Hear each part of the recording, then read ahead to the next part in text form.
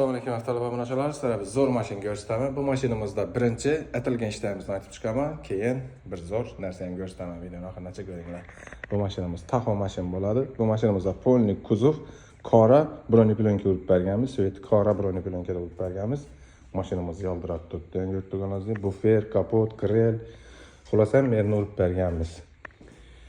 Keyin bu mashinamizda kichkina ximchiskalar ham bo'lgan, polni sidenalar olinib, zakoniyatib bir qator yuvib berganmiz palastlari bilan.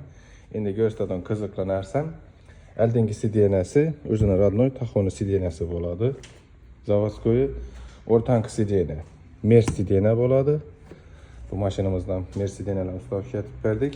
Bu knopkalarni ishlatib, polni hamma narsasini mer savshifga, mer sidena и arkasi Econox sidena. Econoxni ortangi sidenasini taxoni eng arkasına qo'yib berganmiz. Tushadi ekan. Bu mashinamizning og'am vaqtlarida eng arkadagi sidenasi o'zi bo'lmagan. Biz esa shuni qo'yib berdik. O'zi aslida bo'lishi kerak edi. Econox sidenasini qo'yib berdik zakoniyatib. Xullas aytchakim, elde zavodskoy taxo, o'rta mers, arka Econox. Nima deymiz? Kim shunday xizmatga kerak bo'lsa, bemalol avtoolona kelaverasizlar.